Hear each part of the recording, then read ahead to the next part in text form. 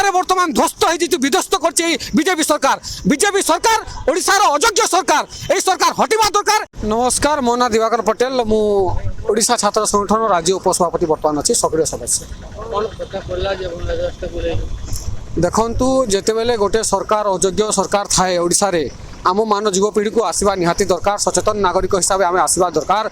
आम जेहेतु समाज गोटे सुस्थ समाज गठन करने ओडिशा लोकदल गोटे मुख्य चिंताधारा रही से आम आज रास्तार आज आसीचु। एवं आपड़ देखुवे मुझे गोटे बलांगीर छुआ बलांगीर जिलूर आसी राजरास्तार मुझे धारणा दूची कारण मो भली गोटे एमती संतान मो बलांगीर जिले में स्वास्थ्य मंत्री हवा बहुत दुखद एवं ये घटना को मुझे तीव्र निंदा करुच्ची एवं बहुत दुखदायक मत कष्ट लगुच। 13 जन मृत्यु मामला आज्ञा यहाँ गोटे छोट कथा नुहे एवं से गोटे अलग कथा किंतु तांकु जो 25 लाख टंका कंपनसेसन दौरान आज्ञा से कौ मानसिकता से एमती मानसिकता आज्ञा कहतु ना जदि पिला छुआ जदि भी मुझे कहबी स्वास्थ्य मंत्री जदि झील अच्छी पुओ अच्छी जदि एससीबी मेडिकल जब मृत्युवरण करे जनसाधारण टैक्स रु तुम 25 लाख टका दौच कौन से आज्ञा आपण मानक उचित लगुच कि मु आज्ञा एटा को कड़ा निंदा करुच्ची। एवं मु ओडिशा लोकदल तरफ ओडिशा छात्र संगठन तरफ स्वास्थ्य मंत्री ओडिशार मुकेश महाली को मु इस्तीफा पत्र आज्ञा मु डिमांड करुच्ची अति शीघ्र। निजर नैतिकता अच्छी मानविकता अच्छी गोटे मनीष तो आज्ञा आप निश्चित इस्तीफा काली संध्या सुधा आपन कहतु किंतु आज्ञा आहरी आप जानी ये अयोग्य सरकार आज्ञा गोटे गृह पवित्र गृह विगत दिन में से स्वास्थ्य मंत्री मुकेश महाली आज्ञा मातृभाषा यूज कर आपन को रिप्रेजेंटेटिव हिसाब से जाऊँ आपन को विधायक हिसाब से आम बाछीचु कौन पाई आपन समाज मंगल करेंगे एवं आपण जो अंचल अच्छी अंचलवासी खुशी आणवे किंतु दुर्भाग्य कथा आज्ञा आपण मैंने आपन को अयोग्य परिचय दौरान आज्ञा आपन पूरा संपूर्ण भाव अयोग्य एवं बलांगीर माटी निंदित आज्ञा आपन को पाई आज्ञा बलांगीर जिला कलाहांडी बरगढ़ जिला जहाँ कथा माने मुख्य पश्चिम ओडिशा अच्छी आज्ञा गोटे जिलार मुख्य जिले में एमआरआई मशीन नहीं इको मशीन नहीं एंडोस्कोपी नहीं बहुत गुड़ा समस्या उपड़ुची आम जिले में बलांगीर जिला कथा मुझे आज्ञा ये सब आज्ञा बहुत दुखदायक।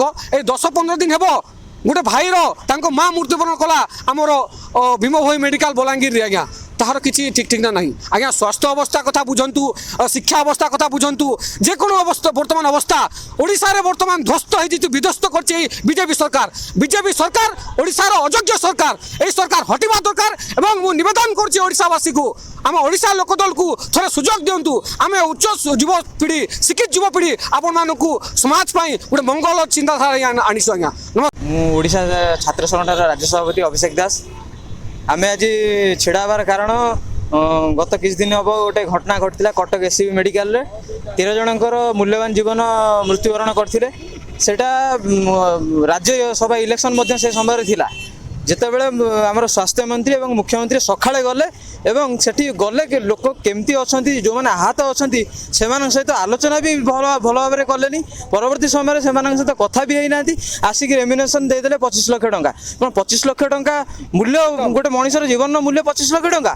प्रथम कथा जो 2 वर्ष कथा कहते आम सफलता ये कर सफलता कौन ये लोक मानक मारिदेवा आयुषी तृणमूल स्तर में देखिए प्रत्येक हस्पिटाल फायर सेफ्टी कौन सुविधा ना गोटे एत बड़ मेडिकल राज्यर समस्त जिला गोटे मेडिकल को जितेबले आसिक चिकित्सा होती से राज्य में से जगार फायर सेफ्टी सुविधा ना आयुषी जो लोक मैंने रुहति समस्ते गुरुतर अवस्था था जो गुरुतर अवस्था केमी इवाकुएसन करागला ना यहाँ दुखर विषय। एवं जितेबले स्वास्थ्य मंत्री आसिक परवर्ती समय अन्य सब जिले में महोत्सव गुड़िकर नाचुंट कूदुंट एवं ये जो 13 जनकर जो शोकसंतक परिवार सहित मिशुना यार दुखर विषय और मुख्यमंत्री एवं स्वास्थ्य मंत्री नैतिकता दृष्टि से इस्तीफा देवार निहाती आवश्यक अच्छी आगामी दिन में एभली जिनस केमती न घटो ता प्रति जत्नवान हबार निहाती आवश्यकता अच्छी।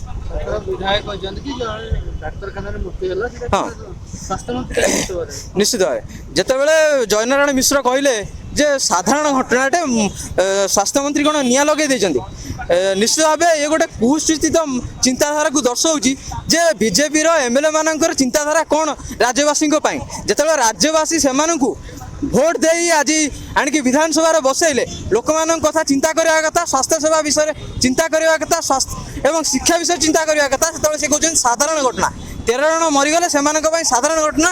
ଏହାଠାରୁ ଦୁଃଖର ବିଷୟ ରାଜ୍ୟବାସୀଙ୍କ ପାଇଁ ନାହିଁ। ଭୋଟ ଦେଇ ଆମେ ଯେତେବେଳେ ଏଇଭଳି ଘଟଣା ମାନେ ଶୁଣୁଛନ୍ତି ନିଶ୍ଚିତ ଭାବେ ଆମେ ଆଗାମୀ ଦିନରେ ଚିନ୍ତା କରିବା କଥା ଯେ ଏମାନଙ୍କୁ ଭୋଟ ଦେଇ ବିଧାନସଭାରେ ଆମମାନଙ୍କ କଥା ଉଠାଉଛନ୍ତି ନା ସେମାନଙ୍କ ଗାଦିର ଯେଉଁ ପରିଚୟ ସେମାନେ ସୃଷ୍ଟି କରିଛନ୍ତି ଖାଲି ଗାଦିରେ ବସିବେ, ନିଜର ସମ୍ପତ୍ତି ଅର୍ଜନ କରିବେ କେମିତି ଏବଂ ରାଜ୍ୟବାସୀ ପାଇଁ କିଛି ଚିନ୍ତା କରିବେନି। ରାଜ୍ୟବାସୀ ମରିଗଲେ ସେମାନେ କହିବେ ଯେ ଏଇଟା ସାଧାରଣ ଘଟଣା ବୋଲି।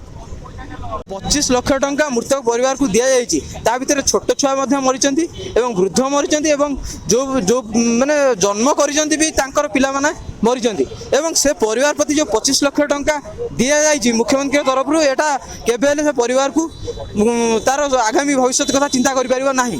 ଆମେ କହୁନୁ ଯେ ପଇସା ଦେଇକି ସେମାନଙ୍କ ପରିବାରକୁ ଆଗକୁ ବଢ଼ାଇବା ପାଇଁ, ନାହିଁ, ସେମାନଙ୍କର ଯେତିକି ଆର୍ଥିକ ପରିସ୍ଥିତି ସୁଧାରିବା ପାଇଁ ଏବଂ ଆର୍ଥିକ ପରିସ୍ଥିତି ଭବିଷ୍ୟତରେ କେମିତି ଆଗକୁ ଯିବେ ସେ କଥା ଚିନ୍ତା କରିବା ପାଇଁ ନିଶ୍ଚିତ ଭାବରେ ଏକ ଉତ୍ତମ ପଇସା ଦେବା କଥା ଏବଂ ସେମାନଙ୍କୁ କେମିତି ଆଗକୁ ଯାଇକି ସେ ତାଙ୍କର ସ୍ୱାସ୍ଥ୍ୟ ସେବା ଏବଂ ଅନ୍ୟ କ୍ଷେତ୍ରରେ ଶିକ୍ଷା କ୍ଷେତ୍ରରେ ସେମାନଙ୍କ ପିଲାମାନଙ୍କୁ ଆଗକୁ ବଢ଼ାଇବେ। ଗୋଟେ ଉତ୍ତମ ପଇସା ଦେଲେ ସେ ଆଗାମୀ ଦିନରେ ଠିକ୍ ହେଇପାରିବ।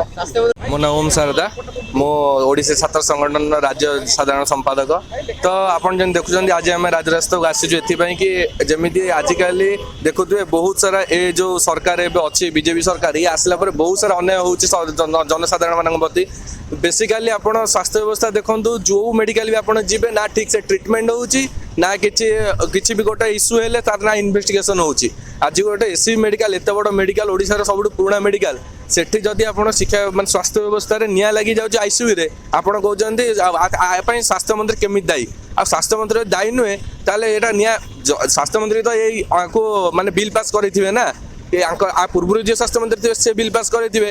ଆ ପୂର୍ବରୁ ଏମିତି ଆଉ ଗୋଟେ ଜାଗାରେ ଏମିତି ନିଆଁ ଲାଗିଥିଲା ଯାହାଫଳରେ କି ପୂର୍ବ ସରକାରରେ ସେ ଇସ୍ତଫା ଦେଇଥିଲେ।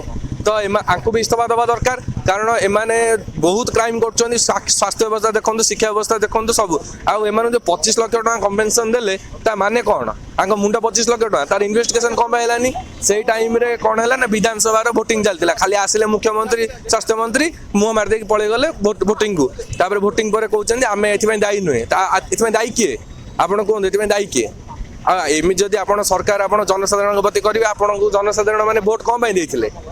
ସରକାର କ'ଣ ପାଇଁ ଅଛି? ଜନସାଧାରଣ ମାନଙ୍କର ପ୍ରୋବ୍ଲେମ ବୁଝିବାକୁ। ତ ଆପଣ ତ ତାଙ୍କ ପ୍ରୋବ୍ଲେମ କ୍ରିଏଟ୍ କରାଉଛନ୍ତି।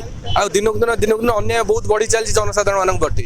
ଆଉ ଆପଣ ଯେତିକି ଟ୍ୟାକ୍ସ ମାରୁଛନ୍ତି ଯେଉଁ ଲୋକମାନଙ୍କଠୁ, ସାଧାରଣ ଲୋକମାନଙ୍କଠୁ, ଆଜି ଲୋକ ବହୁତ ଅସୁବିଧାର ସମ୍ମୁଖୀନ ହେଉଛନ୍ତି। ଆଉ ସେଥିରୁ 25 ଲକ୍ଷ ଟଙ୍କାଟେ ଦେଉଛନ୍ତି, ଯେଉଁଠିକି ମାନେ କିଛି ବହୁତ ଗଭର୍ଣ୍ଣମେଣ୍ଟ ମେଡ଼ିକାଲକୁ କେଉଁମାନେ ଆସନ୍ତି? ବହୁତ ମାନେ ଗରିବ ଲୋକ, ମଧ୍ୟମ ସ୍ତରର ଲୋକ ସବୁ ଗଭର୍ଣ୍ଣମେଣ୍ଟ ହସ୍ପିଟାଲକୁ ଆସନ୍ତି କି ହଁ ଭଲ ଡକ୍ଟର ଥିବେ, ଆମକୁ ଭଲ ଟ୍ରିଟମେଣ୍ଟ ମିଳିବ ଆମର କମ୍ ପଇସାରେ। କିନ୍ତୁ ଆପଣ ସେଇଟା ନ କରିକି ଓଲଟି ତାଙ୍କୁ 25 ଲକ୍ଷ ଟଙ୍କା ଦେଉଛନ୍ତି। ତାଙ୍କ ଆଶା ବିଶ୍ୱାସ କ'ଣ ହେଲା ସେଇଟା? ଇସ୍ତଫା ନଦେଲେ ସ୍ୱାସ୍ଥ୍ୟମନ୍ତ୍ରୀ ଆଜି ଆମେ ଯେଉଁ ଆସିଛୁ ଆମେ 3 ଜଣ ଏଥିପାଇଁ କି ଆମର ଯେଉଁ ସବୁ ପିଲା ଅଛନ୍ତି ତାଙ୍କର ସବୁ ଏକ୍ଜାମ୍ ଚାଲିଛି। ତ ଆଗାମୀ ଦିନରେ ଯଦି ସ୍ୱାସ୍ଥ୍ୟମନ୍ତ୍ରୀ ଇସ୍ତଫା ନଦେଲେ ତାହେଲେ କେମିତି ସେ ଇସ୍ତଫା ଦେବେ ସେ ବାଟ ଆମେ କାଢ଼ିବୁ। ଆଉ ରାଜରାସ୍ତାକୁ ବହୁତ ପିଲାଙ୍କୁ ଆମେ ବହୁତ ସଂଖ୍ୟକ ପିଲା ଧରିକି ଗୋଟେ ବଡ଼ ଧରଣର ଷ୍ଟ୍ରାଇକ୍ ଗୋଟେ ହେବ ଆଗକୁ। ଧନ୍ୟବାଦ।